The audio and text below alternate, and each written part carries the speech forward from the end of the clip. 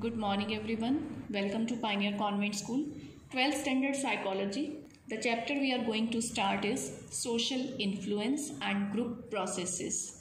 The main point here we have to discuss about group कि what is group, क्या होता है group, social group और फिर उनका हमारी life पे क्या influence होता है, that we need to understand in this chapter. In our day-to-day life, various social interactions take place. हमारी डेली लाइफ में वेरियस डिफरेंट तरीके की बहुत सारी सोशल इंटरेक्शंस होती हैं. In the morning we interact with our family members. In school we interact with our friends, with our teachers. In the evening we play with our friends. So everywhere we are a part of a group because family is a group. School में classmates का group, teachers का एक group है. इन the evening हमारा एक friends का group है. तो मॉर्निंग से लेके इवनिंग तक we are a part of a group. Now what does this group do for us? Group हमारे लिए क्यों इम्पॉर्टेंट है, क्या करते हैं, that is the main content of the chapter. Group provides us needed support. Group से हमें support मिलता है एंड कंफर्ट मिलता है and also facilitates our growth. Group हमारी ग्रोथ में, डेवलपमेंट में भी फैसिलिटेट करता है, मीन्स हेल्प करता है. Our lives are influenced by the nature of the group we have. जो हमारा लाइफ होता है, जो हमारी पर्सनालिटी है, जो हमारी थिंकिंग है और जो हमारा लाइफस्टाइल है, वो इन्फ्लुएंस होता है bye the nature of the group. उस ग्रुप की नेचर से वी हैव जो हमारा होता है ग्रुप. अगर हम एक बहुत अच्छे ग्रुप में हैं, जो बहुत पॉजिटिव लोगों का ग्रुप है, तो हमारी थिंकिंग हमारी पॉजिटिव हो जाएगी. अगर हम नेगेटिव लोगों के साथ रहते हैं, हम बैड पीपल के साथ हमारा ग्रुप है, तो वैसा सा इफेक्ट हमारी लाइफ में भी आने लगता है. तो जो ग्रुप होता है दैट इन्फ्लुएंसेस आवर पॉजिटिविटी, वो हमारी पॉजिटिविटी को इन्फ्लुएंस करता है and help us in becoming good citizens.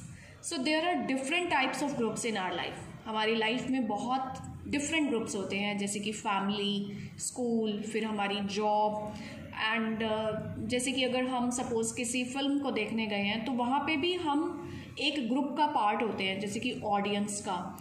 अगर हम कोई प्रोटेस्ट कर रहे हैं तो वहाँ पे भी हम पार्ट ऑफ ग्रुप हैं. हमारे साथ और भी बहुत सारे लोग होते हैं प्रोटेस्ट में.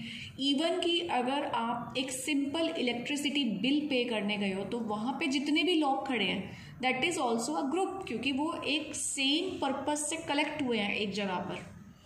एंड अगर आप किसी एग्ज़ाम को देने जा रहे हो तो वहाँ पे सभी स्टूडेंट्स या सभी कैंडिडेट उस एग्ज़ाम को देने आए हुए हैं, तो वो भी एक ग्रुप है.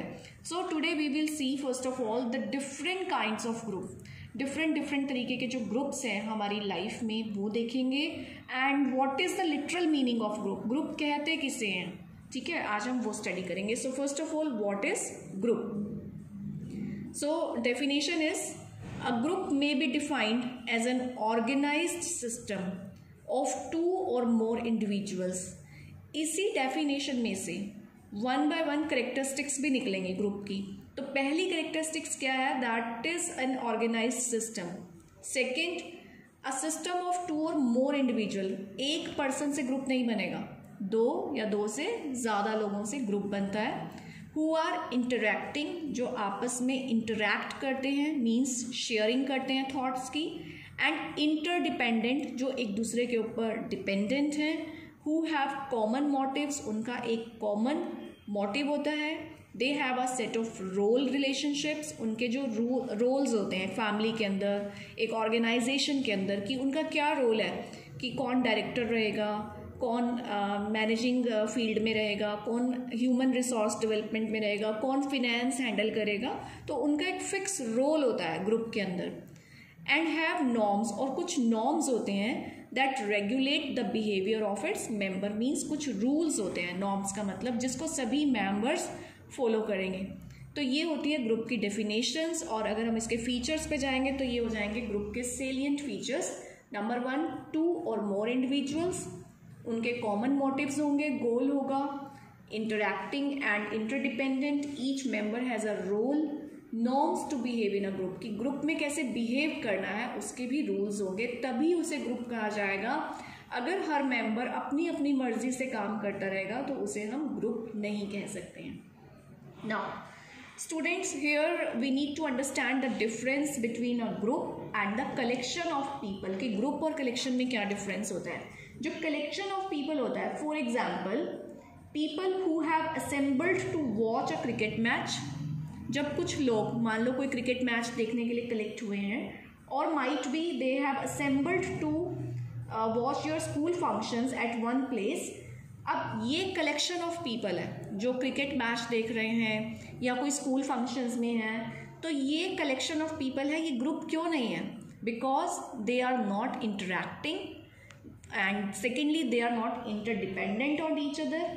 उन्हें अब फंक्शन देखने में किसी पर डिपेंड होने की तो नीड नहीं है ना, और उनका उस ऑडियंस के रोल में उनका कोई स्टेटस या कोई उनका रोल भी नहीं है कि उन्होंने कुछ पार्टिसिपेट करना है. So this is the difference between a group and the collection of people.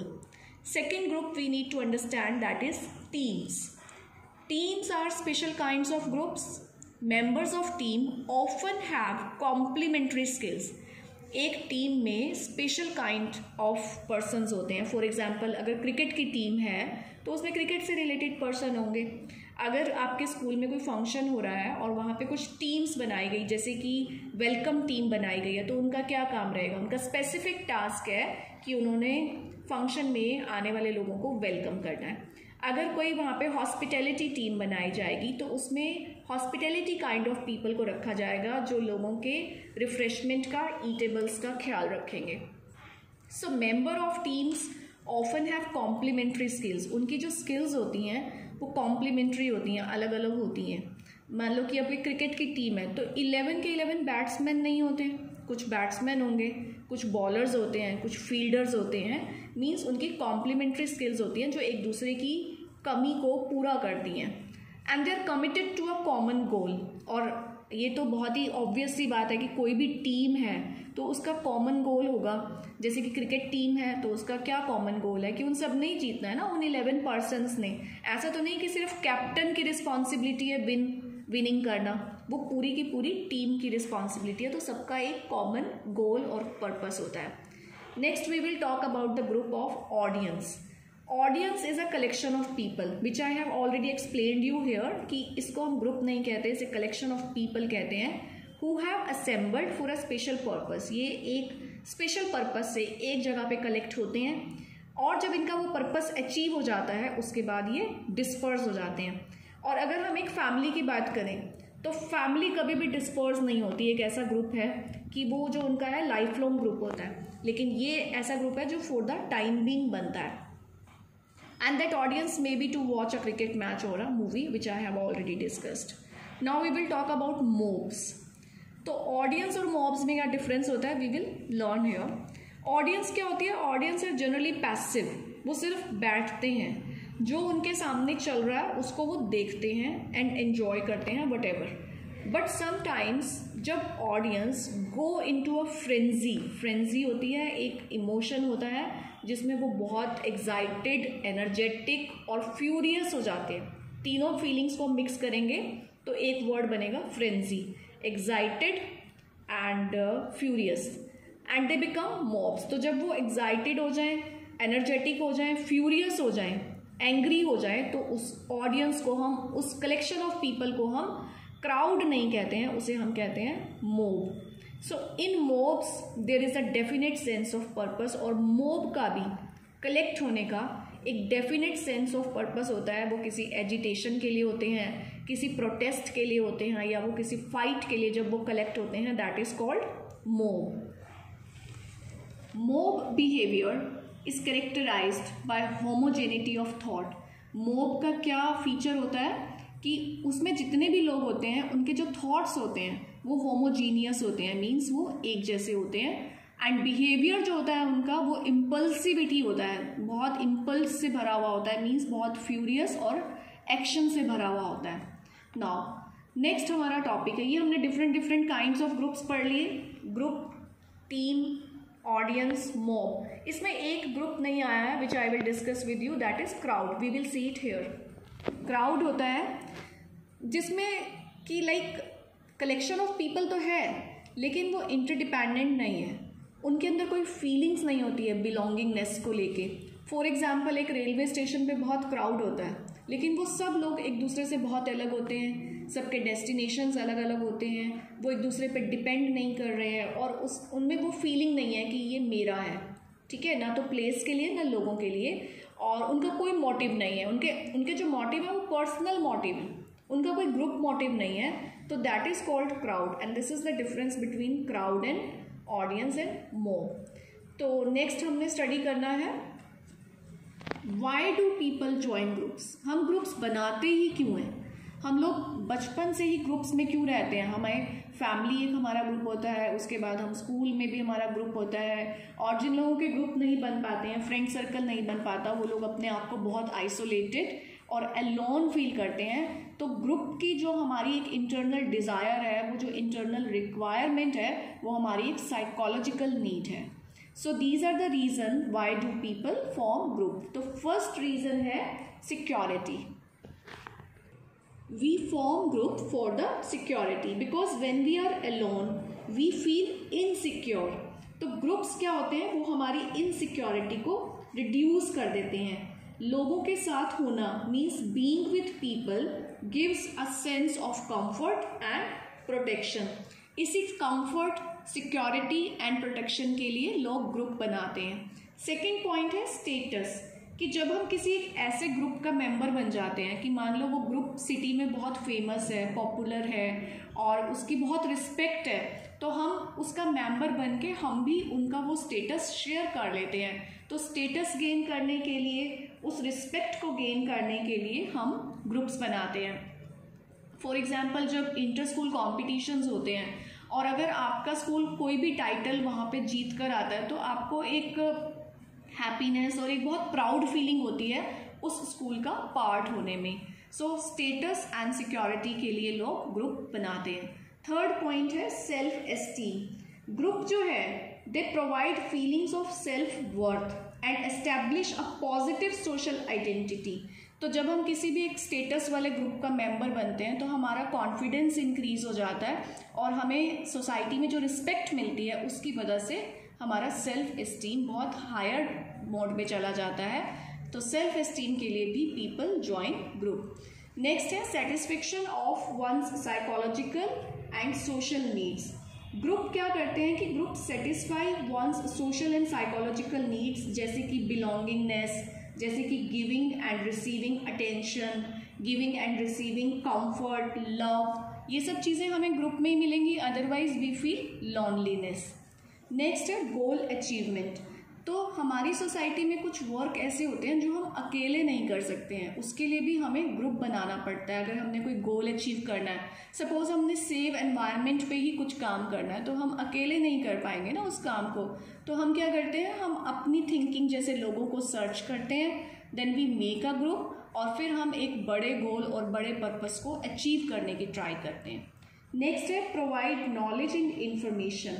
अब अगर हम पूरे वर्ल्ड की नॉलेज को अकेले गेन करना चाहें तो इट्स नॉट पॉसिबल, बिकॉज इतनी नॉलेज है वर्ल्ड के अंदर जो हम अपने आप से रिसीव नहीं कर पाएंगे। तो अगर हम किसी ग्रुप का मेंबर बन जाएं जिसमें बहुत सारे लोग हैं, तो उससे क्या होता है, हमारा नॉलेज, इंफॉर्मेशन, ये सब इंक्रीज होने लग जाता है। हमें बहुत ज़्यादा इंफॉर्मेशन, नॉलेज अपने ग्रुप से और आउट ग्रुप से भी मिलने लगती है।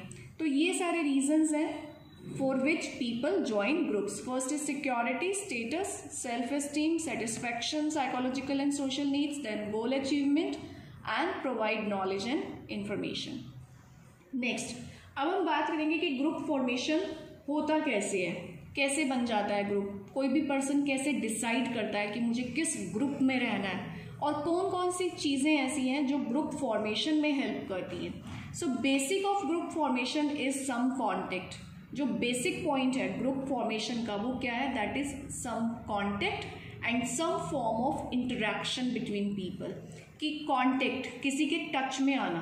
अगर हम किसी के टच में ही नहीं आएंगे, हमारा कोई इंटरेक्शन ही नहीं होगा, हम लोगों के एटीट्यूड, लोगों की नेचर, लोगों के बिहेवियर के बारे में कुछ जानते ही नहीं होंगे, तो ग्रुप तो कभी बनेगा ही नहीं।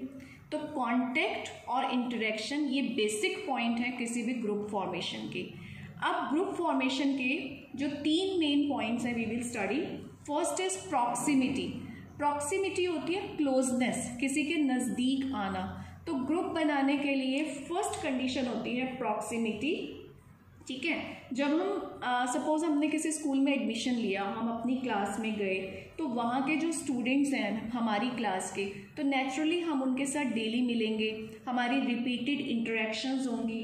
रिपीटेड इंटरेक्शन से we will get a chance to know them better, हमें उन्हें जानने का चांस मिलेगा, उनके इंटरेस्ट, उनके एटीट्यूड्स को जानने का चांस मिलेगा, तभी हम उनके साथ एक ग्रुप डेवलप कर पाएंगे। तो proximity is clear. Second point है सिमिलैरिटी। अब हमारी क्लास में हमें 50 स्टूडेंट्स मिले सपोज, तो 50 के साथ तो हमारा ग्रुप नहीं बनता, ठीक है। उनमें से क्या होता है, उनके एटीट्यूड, उनके टेस्ट, उनके स्टाइल्स और उनकी नेचर को समझने के बाद जो हमें सिमिलर लगते हैं, हमारे जैसा, जिनकी थिंकिंग हमारे जैसी हो, जिनका बिहेवियर, नेचर हमारे जैसा हो, तो हम ऐसे लोगों के साथ ग्रुप बना लेते हैं। फॉर एग्जाम्पल, आपको क्रिकेट खेलना पसंद है, तो आपकी क्लास में जिन जिन बच्चों को क्रिकेट पसंद है, आपका नेचुरली उनके साथ सिमिलैरिटी की वजह से एक ग्रुप बन जाएगा। अच्छा, ये तो हो गया सिमिलैरिटी से ग्रुप फॉर्मेशन होती है, बट क्यों होती है, हमें सिमिलर लोग क्यों अच्छे लगते हैं? Because the people who are similar in thinking with us, they reinforce and validate our opinion and values. जो मेरी ओपिनियन है, जो मेरी वैल्यूज़ हैं, अगर वो सेम पर्सन होगा उन्हीं थॉट्स का, तो वो मेरी वैल्यूज़ को, मेरी ओपिनियंस को वैलिडेट करेगा। मीन्स मेरे को मेरी हाँ में हाँ मिलाना, इनफैक्ट उसे कहेंगे हम वैलिडेट करना। तो ऐसे लोग नेचुरली हमें अच्छे लगते हैं और सिमिलैरिटी की वजह से ग्रुप फॉर्मेशन स्टार्ट हो जाती है। लास्ट पॉइंट है very simple, common motives and goals. जब किसी का कॉमन मोटिव होता है, किसी का गोल होता है, तो भी ग्रुप बन जाता है। फॉर एग्जाम्पल, आप अपनी क्लास में ही हैं, हम क्लास के एग्जाम्पल को ही कंटिन्यू करेंगे। तो आपका टारगेट है IAS बनना, and suppose you are in 11th class और 12th क्लास। तो अभी 12th क्लास के जस्ट बाद तो आप IAS का एग्ज़ाम नहीं देंगे, लेकिन फिर भी आपकी क्लास में जितने भी स्टूडेंट हैं जो इस फील्ड में UPSC एग्ज़ाम में, IAS एग्ज़ाम में इंटरेस्टेड हैं और कॉमन मोटिव है, तो जब आप उनके साथ अपनी नॉलेज शेयर करेंगे, आप उनके साथ शेयर करेंगे कि आप कौन सी बुक्स स्टडी कर रहे हैं, आप कौन सी कोचिंग सेंटर्स को ज्वाइन करने का सोच रहे हैं, तो कॉमन मोटिव और गोल्स की वजह से आपका फ्रेंडशिप इंक्रीज होता है, इंटरेक्शन इंक्रीज होती है, एंड एक आपका ग्रुप डेवलप हो जाता है। So students, this we have done so far कि सबसे पहले definition of group, very important to learn and understand, then definition of team, audience, mob, and what is the difference between audience, mob and crowd, you need to understand. And after that, why do people join groups? This is very important question. And how does a group formed, means group formation के कौन से points हैं जो group formation में help करते हैं, that is proximity, similarity and common motives. So this we have done so far, and in the next video we will be going ahead with the next topic. Till then, have a good day.